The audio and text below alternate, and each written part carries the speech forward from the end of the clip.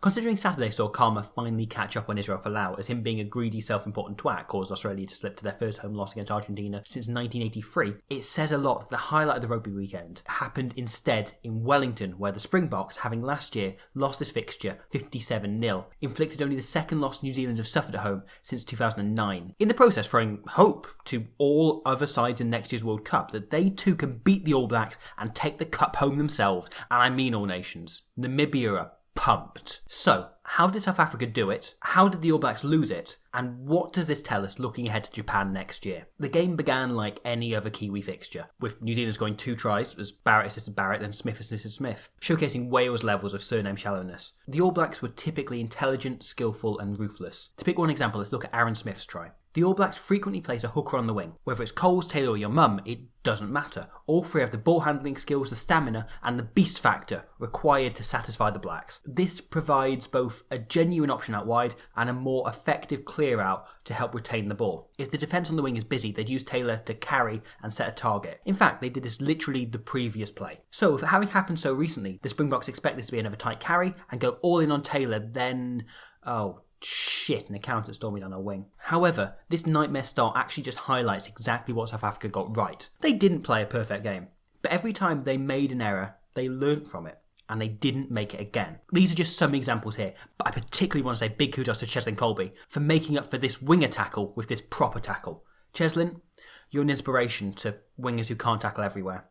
And when I say wingers who can't tackle, I mean all wingers. On the subject of tackling, South Africa have received a lot of plaudits for their defence, and rightly so. New Zealand had 75% possession and 79% territory. Under those circumstances, most teams would ship so many points that NASA would have to go and invent some more numbers.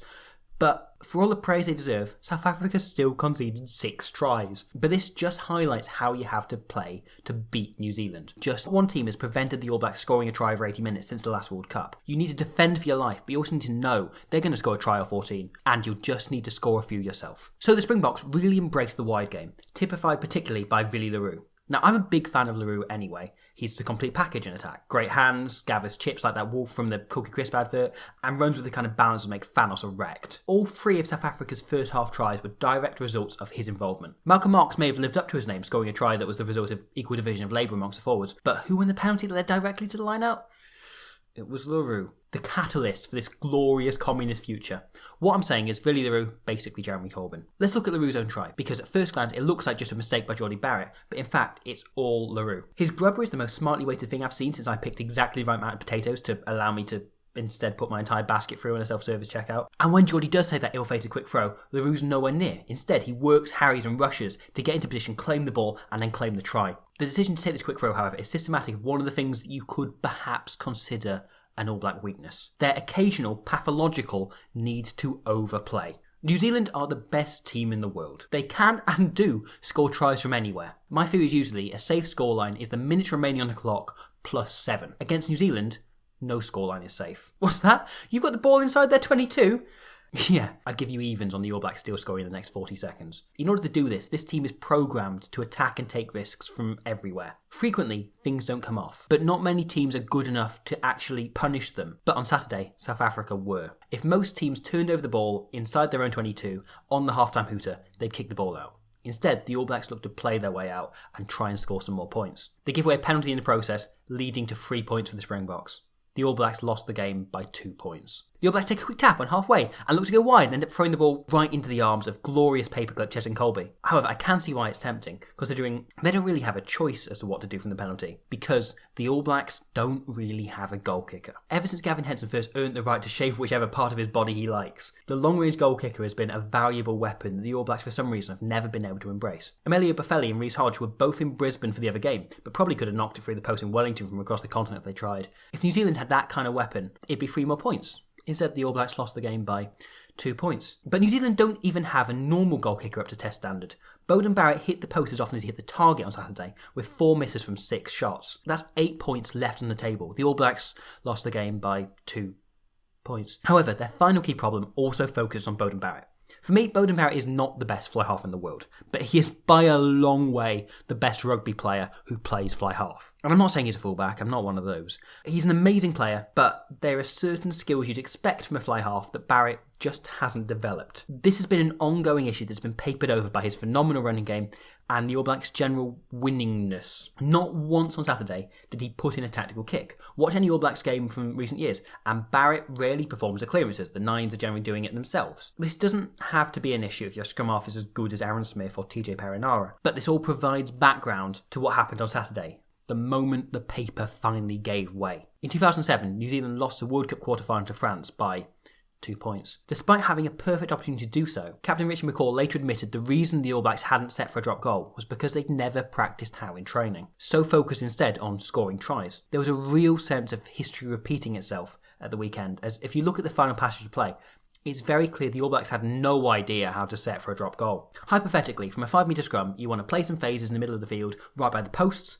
set forwards directly in front of the 10 as a blocker, whilst keeping the kicker in the pocket as far away from the action as possible, where he can ready himself and prepare the shot. This position is the easiest you'll ever have to slot a late winner, and the most effective means to win the game. Instead, the All Blacks worked out the wing where they trap their 10 at the bottom of a ruck. But that's okay, it's a one-off attack to see if it's on, then they'll go and set up for the drop.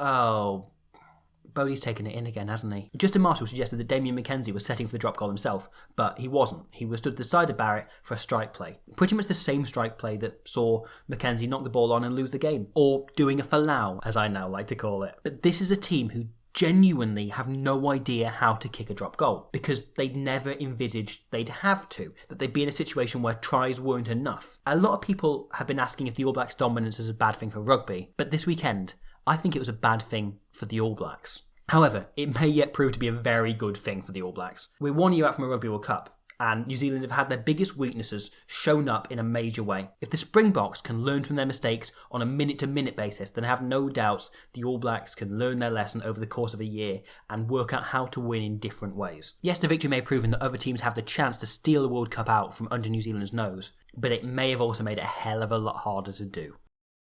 Hello again, thank you very much for watching that. I tried to turn the video around as quickly as humanly possible, so recognise there wasn't the same level of polish and of extra jokes and extra little bits in there, extra analysis as usual. Please let me know what you think of that as an approach, whether you'd rather I'm able to churn them out quicker or I was doing the same sort of things I'm usually doing up until now, just ahead of the Autumn International with the Six Nations, the World Cup, etc. I'd appreciate your feedback on that.